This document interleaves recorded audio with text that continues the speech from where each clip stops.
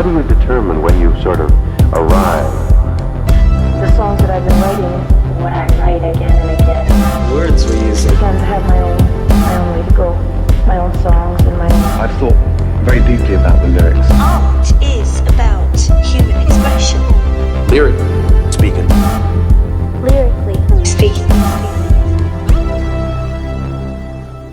Hello, all of you friendly listeners, and welcome to today's edition of Lyrically Speaking. I'm your host, Sam Boer. Thank you so much for joining me here today. Isn't that an incredible theme song by JoJo Worthington? I adore it. I'm so lucky to have it. It's amazing. And I'm coming at you in pajamas today for another social distance edition of the show. This one's very special. It's our first ever double interview show. The first interview is with Pallmer, this incredible duo out of Fredericton, who just released a new track called Allude to What. We're going to dive in to a bit of the history of the song and an accompanying music video that you must watch. And then I talked to a longtime friend, Jordan Little, about their EP Late June, which is phenomenal. I can't wait to share a couple of tracks from that with you today. So without further ado, let's get to our interview with Pallmer. I'm going to introduce you to Pallmer through a song Blueprint, which was off last year's EP, Grass Garden, and then you'll hear our conversation. Here's Pallmer with Blueprint.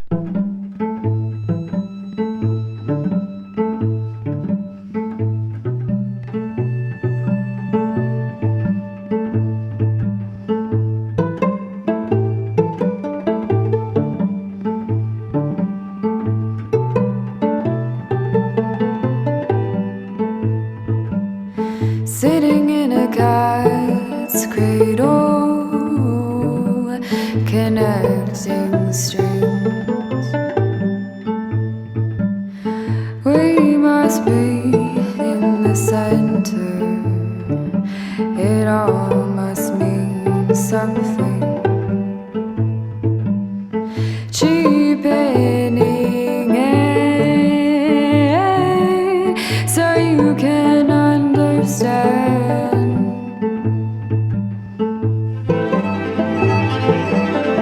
Breaking it down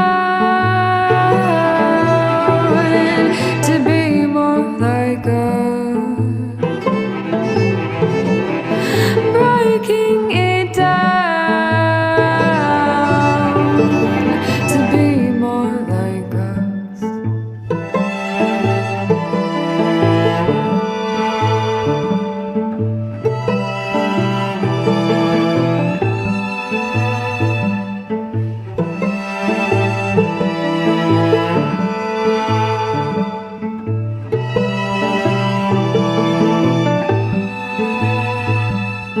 We connected the lines through points seemed important. We gave them names. They told us who we were, projecting meaning onto something that has nothing to do with us. None of it might be right. All of it might be wrong. None of it might be right. All of it might be wrong.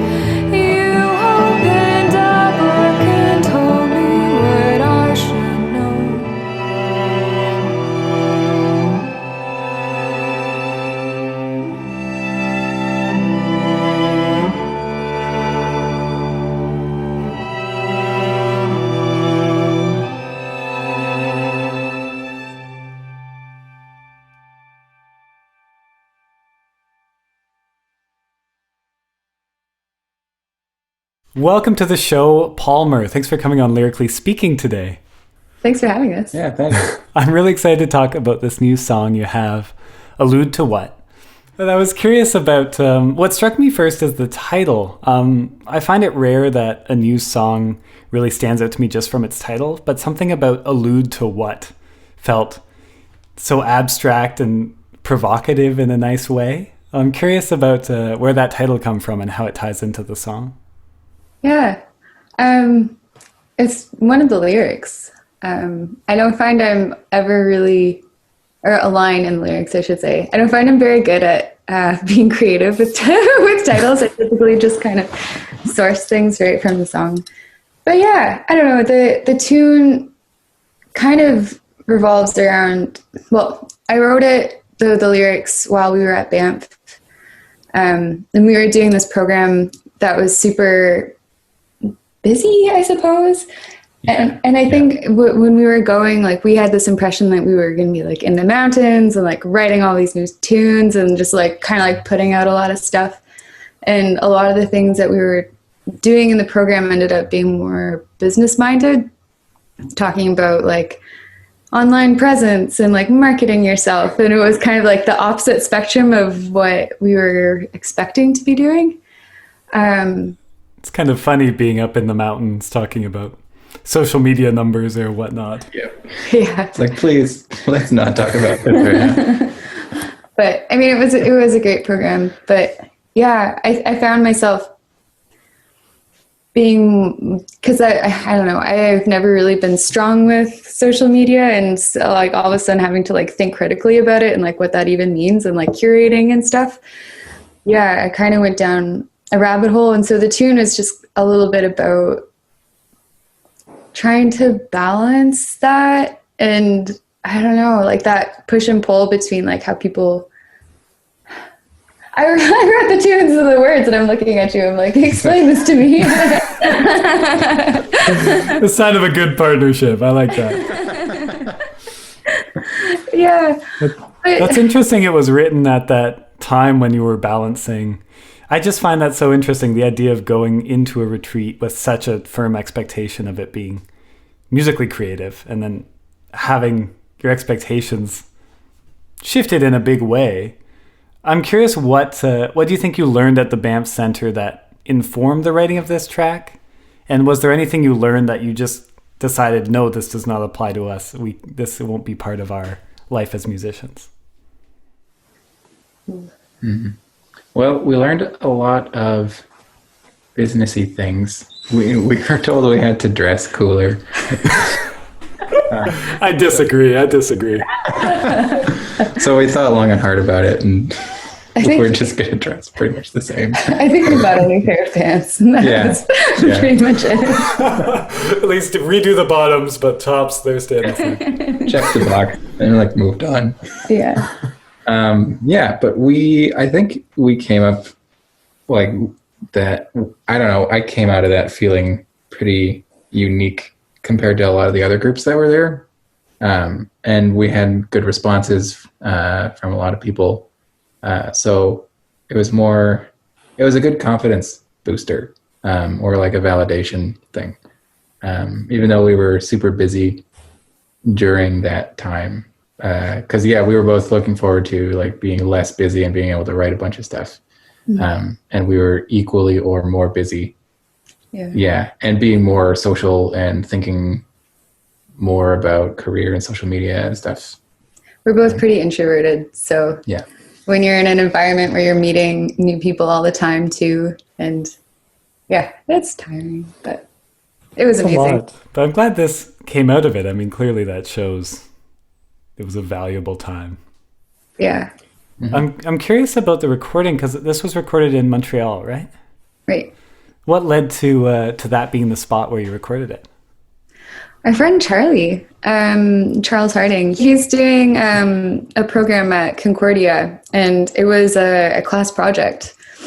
And we actually, if you think back on the timeline, we recorded this tune before we released Grass Garden, our last EP. So we've technically been sitting on this for about a year. waiting for the perfect time to release a song. Shows a good moment. Yeah. Okay. Oh, that's neat that you could do it as someone's project. Just tie it in that way. There were how many people? 8, 7 Something like that. people who worked on it. So who just did like all the recording and everything, just because it was also like a partially learning experience. So That must have been interesting having so many people around for such an intimate track. yeah, it was. I was pretty nervous. Yeah. Yeah, because usually it's just you and the person hitting record. Right. But like a third of a class, people are like, oh, that sounds interesting.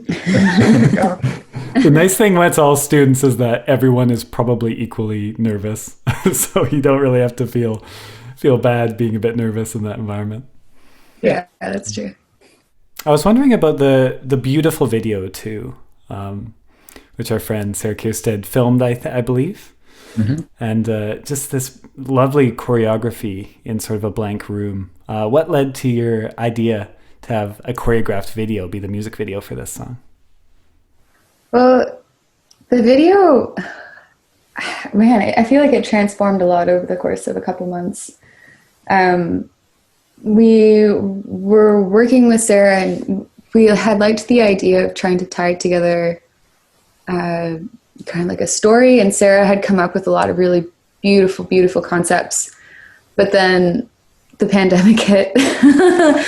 And so some of the shots or shoots that she had planned didn't really pan out.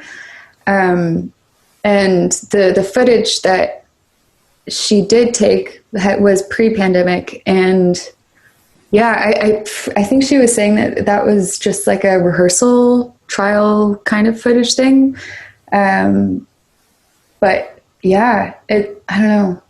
I'm really happy with it. It was like one of those situations where you start off with like this concept or this idea, and then life just kind of throws a whole bunch of stuff at it. But then like the end result is like better than you probably would have been able to expect. You know what I mean? Like it's just like beautiful and yeah.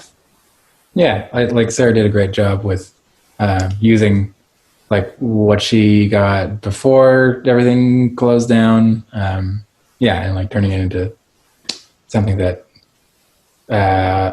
it was nice. Like the dance does a good job of abstractly complementing the abstractness of the lyrics and stuff. Yeah. I think Abstract on abstract. That's what you want. Yeah, but I was pretty stoked about including dance from the beginning. I remember one of the first times we had met with her to talk about ideas, and she had kind of offhandedly mentioned the possibility of like incorporating a dancer, and I just lost it. I was like, yes, like that needs to happen, please.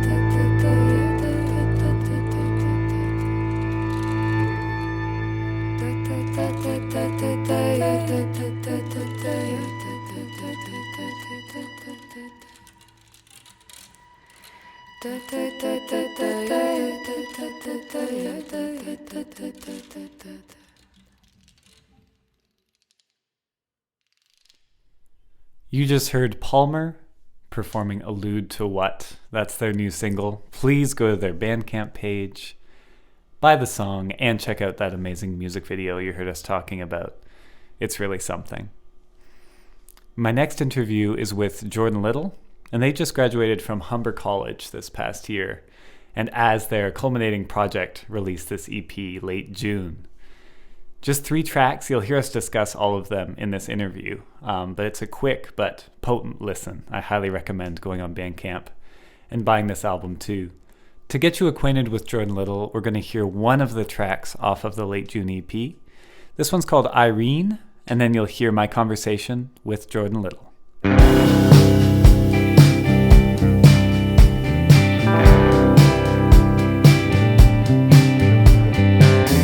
Got engaged at 23, young, impatient, maybe naive. I tell my baby at least once a week, you can go first, I'll be fine. Being young makes you think of old age, and if I could, I would take it away. And when we're dying, I promise I'll stay till you go into the light.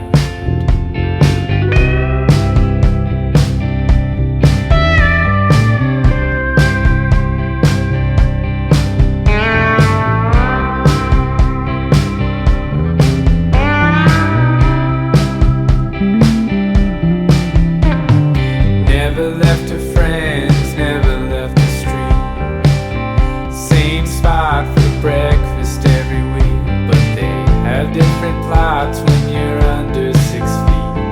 Left her wondering why. If you share every holiday and stories of youth, every road that you're not used to, you do everything together for 20 years. How come you don't when you die? 'Cause you don't think about dying on joint Christmas Eve. And how did it get to be only me?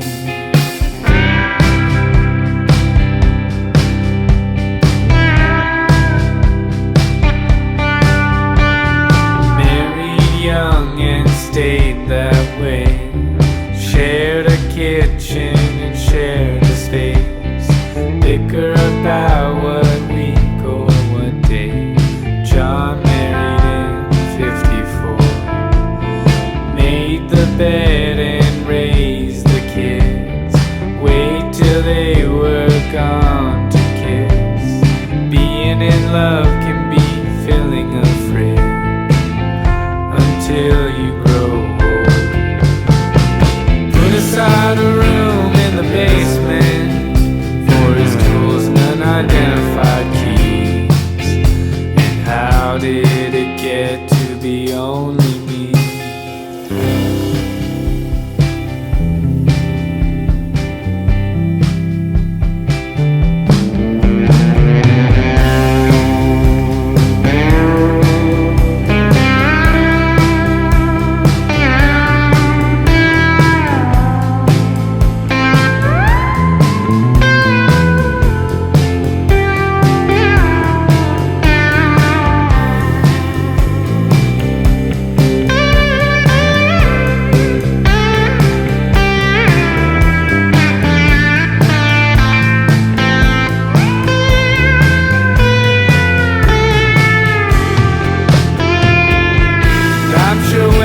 Was young, she told stories more than once.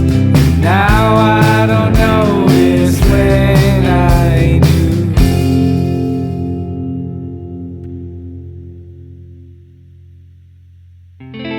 Now I'm glad to be last,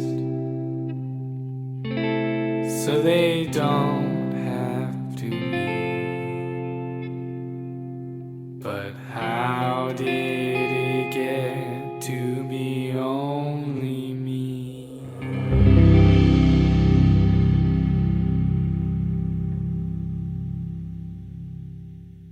Jordan Little, welcome to the show. Thank you. Thanks for having me. No problem. How are you doing right now? I'm pretty good, all things considered, the state of the world and all that. Well, I'm so excited about this new EP you've released, late June. It just came out just a few weeks ago, and it's absolutely beautiful. It's a lot squished into three songs with a lot to say and a lot to feel. I felt. So I want to start by actually asking about the artwork for the EP, just to start understanding what you were doing with this album. So for this artwork, you found a lot of photographs when you were working for the County of Wellington Solid Waste Services Department, which is great. These sort of faded photographs. And I'm wondering, why did you think these secondhand photographs were a good visual component for the album? Yeah, so these are actually scans of projector slides. When I was working at the dump, they have a reuse center there. It's kind of like Value Village, but it's free. And someone had dropped off 5 binders of these slides, kind of like Pokemon card sheets with all these slides. And I just thought they were so cool. And I started looking through them, and I noticed that a lot of the places in those images are places around Guelph and around the county that I recognize now, but in their previous state. So there's pictures of, the Speed River before the River Run Center was there. I know that parking garage, but the River Run Center is missing. Well, that's so cool. Yeah. So I thought, because all the songs on this EP, it's sort of a time capsule of the last 3 years for me. And in a way, those slides are kind of like a time capsule of, this piece of history in Guelph and this place that I'm so connected to. So I felt like it was a good pairing in that way. And the title track, Late June, is actually, the day that it's about, I was working at the dump that day too. So it's got a bit of a direct connection there. Oh, wow. Yeah. So it's a dump album in the best of ways. That's really cool. I'm glad you got to find a good purpose for them. Thanks. I'm curious. Now, you mentioned this EP covering this span of time, and it's really amazing what you do fit into these 3 songs. I was curious because you talk about being age 22 on a track, and then you talk about getting married at 23. Talked about growing old. Was it a conscious choice to condense this large span of time into this EP, or was that just how it happened organically? Yeah, I think it was a little bit conscious, but mostly organic. I've had a very eventful last 3 years. I came out as trans to my family and the rest of the world, and have sort of been figuring that all out in my life. And within a week of that time, I also went on my first date with my partner, and we live together now, and they're a huge part of my life. And they actually helped write the lyrics on Late June, the title track.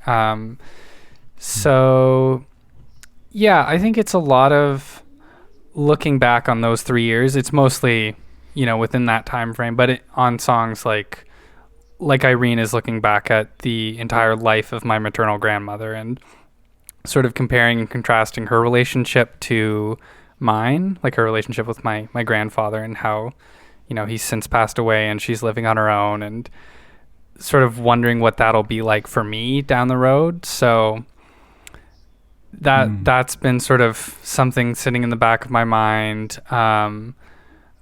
Late June is about, the day I came out to my parents, which was really challenging. And sort of looks back in that way. And then by the end of the EP, we get to Be, which to me is more focused on the present and the future of my relationship with my partner, and how wonderfully in love I am, and just wanting to grow old together. So it's sort of, just a bit of past in terms of my own life, and then way forward. So and I've never really written songs before. This is my first release as a quote unquote recording artist. So I think I have been keeping a lot of things in my back pocket, and I'm sort of going through all that stuff that I, never bothered to put into song until now. Right. Oh, and I know, Jordan. I've been waiting a long time to see you release something. It's so exciting. It took a while. Yeah. But that's interesting about the story of your grandparents. I wasn't sure if what relationship that Irene song was talking about. Yeah. Is that the one with the line about being in love can mean filling a fridge? Yeah. So some of that stuff is extrapolated a little bit and a little bit fictitious, mostly to like just, protect my grandmother's life and not, air all that stuff out to the world. I wrote that with my good friend and roommate Leith Ross, who has an album coming out that you should definitely check out, and you should have them on the show because they're super talented and amazing. Any like particularly clever or good lyric in that song, like Leith definitely wrote. They're wildly talented. But yes, that's that song. Oh, so. Amazing.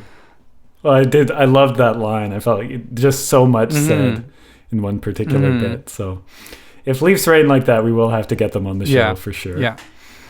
I wanted to talk about, you mentioned that you address very directly coming out as trans on this EP and how to be, it's just this heartwarming track of being accepted by a partner and really being seen.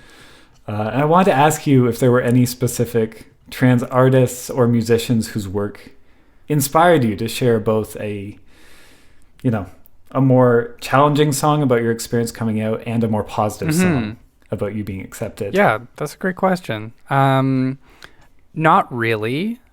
Specifically like trans artists. I think one of the only musical artists I can think of that I listen to fairly consistently that is trans is Arca. I don't know if you know her. A little bit, yeah. She makes like pretty crazy electronic music. She's worked with Bjork and Kanye West and FK Twigs, like some pretty big names. But her own stuff is like pretty unhinged electronic music. It is super, super cool. So, like I definitely was inspired by her to make music for myself and tell my story in that way. But in terms of like when I think of the I call it the indie sphere, I tend to listen to a lot of queer women. I'm often exhausted of the narratives of straight cis men. So like I listen to a lot of Soccer Mommy and a lot of Snail Mail, and Mitski and Phoebe Bridgers are just like a few that come to mind. And I think stylistically I definitely take a lot more influence from those types of people. But yeah, I think listening to someone like Arca and hearing them tell their story makes me want to put my story out there and get more trans visibility within like the Toronto music scene. I'm sure there are lots of like trans musicians, but I live way out in Etobicoke, so I don't get downtown too much to see a lot of music. And if there are people out there, like, please share your music with me. I would love to meet you and talk to you and all that stuff. So yeah. Right. Absolutely. I'd love to have him on the show too. Yeah. That'd be great. Man, you mentioned some of the most exciting singer-songwriters working today. Just thinking of that list, Mitski, Phoebe Bridges. Yeah. Wow. Yeah, we're so lucky to live. I know, it's with all those crazy. people working.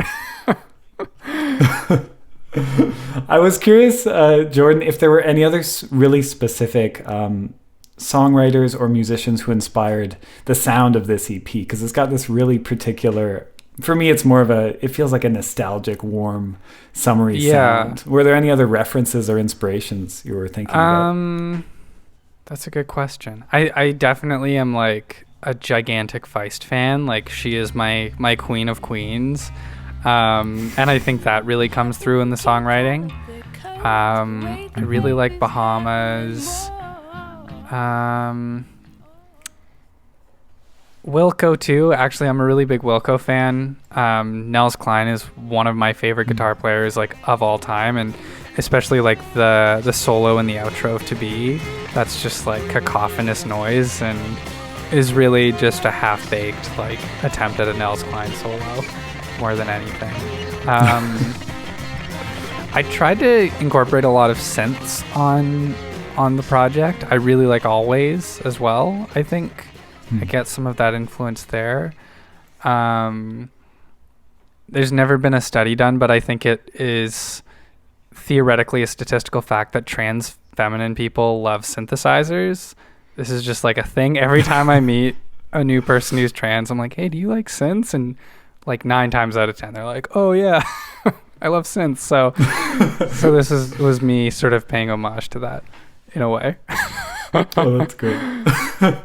We gotta get the stats. Yeah. We gotta get a real study going. There should be a study done. I'll do it. Oh yeah. What was one musical inspiration or sound that you want to include in a future project that just didn't make sense for these songs?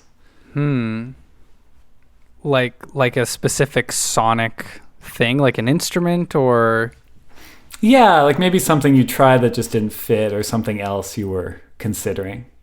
Yeah. I tried to do I showed some of the early versions of the songs to my friend Travis, who plays drums with the Elwins. Yeah. And on late June, he was like, I could really hear like some acoustic piano. And I love acoustic piano, and I wish I could play piano. I think that's something I want to work toward, is like actually being able to play keyboard instruments. But yeah, I spent like 6 hours tracking piano for that song. And then I sort of like put it away, and I came back a couple days later and I was like, wow, this sounds so not, it's just like, it wasn't bad. It was just like not the thing that I was going for. Right. And I didn't have a keyboard player in my band for the sessions either. So I would like to sort of branch into that a little more. I think there are so many weird, cool keyboards out there, and I can't play them, but I love them. I love the way they all sound. So it's an exciting world. It's kind of scary once you get into the keyboards world, how far you can go. Yeah. But, it'll be an exciting next journey. Yeah, for sure. Thank you for coming on the show, Jordan, and thanks for sharing this EP. Again, the EP is Late June, Jordan Little. It's on all of the places you can find the music. Multitudinous streaming services. Thanks. Yes, but I recommend buying it on Bandcamp rather than just streaming it if you can. I also recommend that. Thanks for having me on, cool. Sam. It's good chatting. Oh, yeah, it's really good chatting. Thanks, Jordan.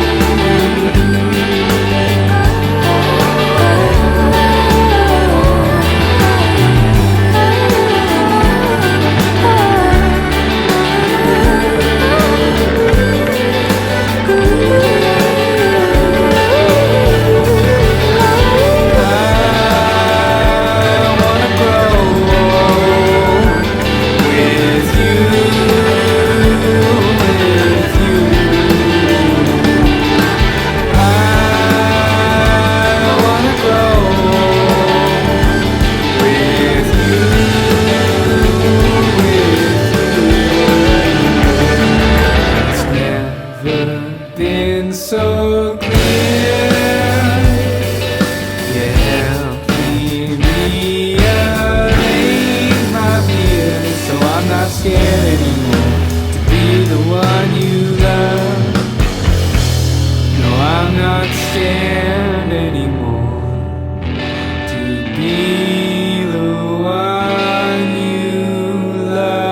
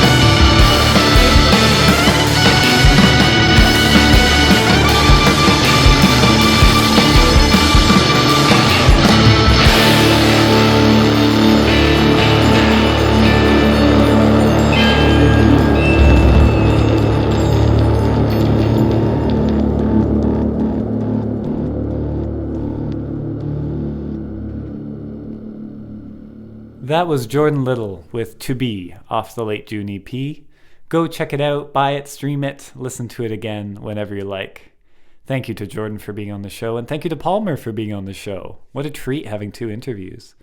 Thank you so much for listening, and in a couple of weeks, I'm very excited to present an interview with Campbell Woods. That will be out in a couple of weeks. But in the meantime, be safe and have a great couple of weeks.